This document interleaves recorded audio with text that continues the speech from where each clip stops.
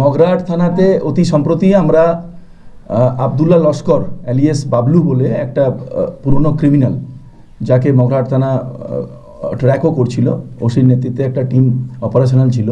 তো আমরা বিশ্বস্ত সূত্রে কিছু ইন্টেলিজেন্স মারফত খবর পেয়েছিলাম যে একটা arms assignment will pass through Magrahat AOR যেটা, তো সেখানে ওসি এবং তার টিম SDPO ডায়মন্ড হারবার পুরোটা মনিটর করে, CI মগরাহাট মনিটর করে। সেখানে আমাদের একটা এই যে রিকভারি, একটা পাইপ গান, 5টা মতো আমাদের ওয়ান শটার এবং 41 রাউন্ড গুলি আমরা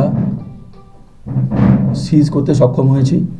এবং আবদুল্লাহ লস্কর, যে এর আগেও আর্মস কেসে অ্যারেস্টেড হয়েছিল এবং আলিপুর জেলেতে প্রায় 6 বছর জেলবন্দিও ছিল, তাকে আমরা অ্যারেস্ট করতে সক্ষম হয়েছি। এখন পুলিশ কাস্টাডিতে আছে আবদুল্লাহ লস্কর। আমরা ইনভেস্টিগেশনটা আরও এগিয়ে নিয়ে যেতে চাইছি। এখানে যা যা অ্যাসপেক্ট হওয়া সম্ভব, এখানের আর্মসের যা সোর্স, এই র্যাকেটে আর কার কী ইনভলভমেন্ট আছে, রুটটা কী আছে, সব everything will be duly explored. আর আমরা একদম শেষ পর্যন্ত এটা যাব। ধন্যবাদ। কি কোনো কারবারি ছিল? কারবারি তো ডেফিনেটলি, এর আগেও যেটা যেজন্যই বললাম যে অ্যান্টিসিডেন্টসও সেটাই বলছে যে এর আগে 6 বছর তো ও আলিপুর জেলেই ছিল।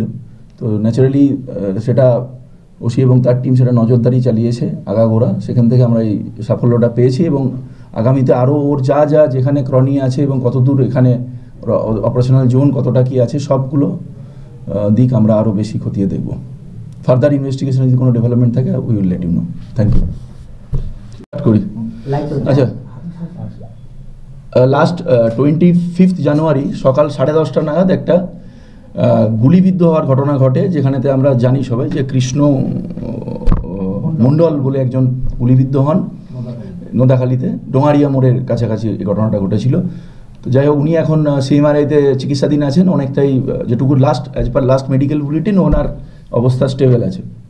এই কেসটাতে আমরা মোটামুটি এর যে মোটিভ বা যে কারণে ঘটনা ঘটেছে সেটা আমরা মোরাললেস আমরা ওটাকে করে নিয়েছি, ফিগার আউট করে নিয়েছি। এবং এখানে এই কেস কানেকশানে এখন পর্যন্ত পুলিশ 8 জনকে অ্যারেস্ট করতে সক্ষম হয়েছে। নোদাখালী থানার police, SDPO Bishnupur, OC COG IC Nodakhali এবং যে আমাদের টিম, আমরা সবাই মিলে 8 জনকে আমরা এখন পর্যন্ত অ্যারেস্ট করতে সক্ষম হয়েছি। 8 জনের মধ্যে আমরা যেটা পেয়েছি যে এখানে যেটা সুবোধ বলে যে আছে, ওর এলিয়াস, ওর নাম হচ্ছে রবীন্দ্রনাথ নস্কর এলিয়াস সুবোধ। এর সঙ্গে একটা যে ব্যবসায়িক শত্রুতা আমরা বলতে পারি, একটা টাকা পয়সা জনিত শত্রুতা, সেইটার কারণে হি actually hatched up the plot and got it executed through যে মূল আসামি, সে হচ্ছে শোভরাজ কাজী এলিয়াস রাজ। তো এও একজন রিপুটেড ক্রিমিনাল।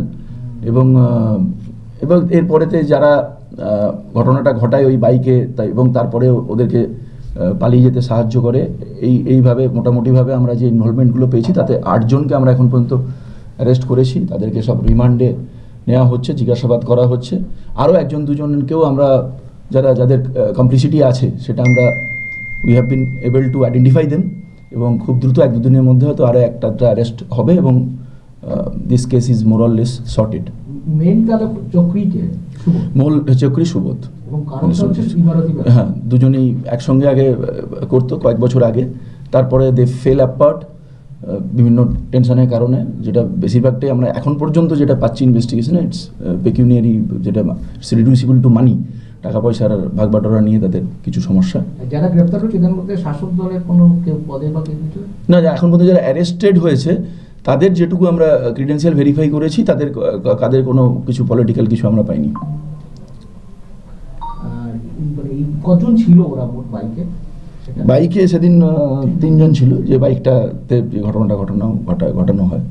তারপরে আমরা বাইকটাকেও রিকভারি করেছি এবং আরও যে জিনিসগুলো আমাদের এখানে সিজ করার দরকার, 2-3 রাউন্ড গুলি, 2 অটোমেটেড গান, ওই জ্যাকেট, সব এগুলো আমরা, এবং সেগুলো সব প্রসিডিওর মেনে আমরা করছি।